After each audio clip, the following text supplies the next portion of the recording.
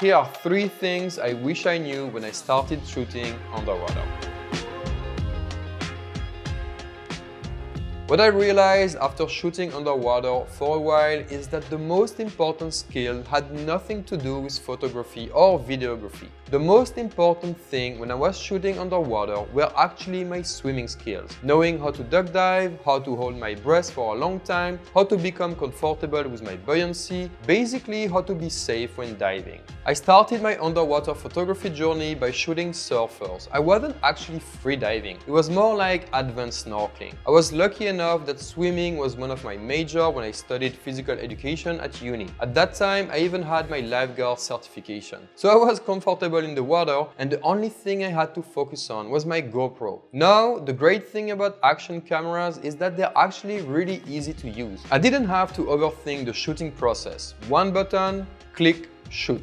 At that time, I was mostly focusing on my swimming and not being crushed by a wave. Safety first. Then I went to shooting underwater while freediving, using bigger and more complex cameras this time. Again, I was comfortable swimming underwater, so I didn't really have to think too much about my duck dive, kicking with fins, my buoyancy. I could mostly focus on my camera settings and the composition of my shots. Then I decided to become a certified scuba diver. And even though I got my certification, I really don't consider myself an expert scuba diver. What I realized when scuba diving with more complex cameras is that I wasn't yet very comfortable with all the extra gears. Managing the BCD for my buoyancy, all the gadgets to check my depth and the amount of air left in my tank. When I was taking photos, I would either forget to use them or they would come in the way of my shooting process. I would check my depth and then forget to check a setting in my camera. There was just so many things I had to think of. I was kind of lost. I was not comfortable, and I was not only having a hard time taking nice photos, my dives were actually becoming dangerous. I just wasn't a good diver and a good photographer in this situation.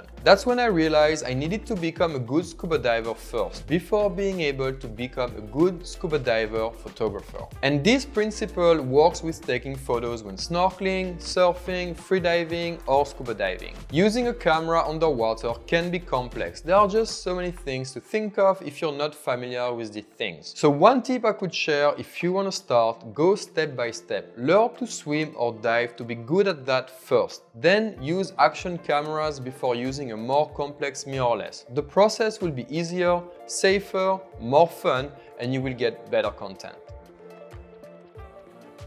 Sometimes I find myself in a situation where I wonder, why does this photo suck? What did I do wrong? Well, sometimes we have to cut ourselves some slack, because what I realize is that there is no great underwater photography if the location sucks. Good underwater photographers put themselves in situations where they can capture interesting content. Without clear water, there is no successful underwater photography. What's also needed are interesting subjects or beautiful corals, exotic animals. We need to be in a location that actually allows us to shoot something. If I'm after shooting animals, luck plays a big part. Sometimes there is no guarantee that what we want to shoot will even actually show up. Earlier this year, I went to Sri Lanka for a week with the single goal of shooting blue whales. You know how many whales I shot during that week? Zero luck. So if there is one thing I learned in my time shooting underwater, is that having a great location plays a big part in shooting great underwater content. Let's debunk a myth here. There is no need for expensive gears to start shooting bangers. I mean, these were shot with an action cam. They look incredible. CapGod on Instagram creates amazing content with GoPro. I mean, check his profile. I'm pretty sure most of the stuff there are shot with action cameras. Even when leveling up and getting proper camera housing, there is no need to break the bank yet. Sea Frogs provide housing for $400 USD. It's 10 times cheaper than anything available 10 years ago. Underwater content creation is all about skills and sometimes luck. Certainly not just about gears. I'd love that though.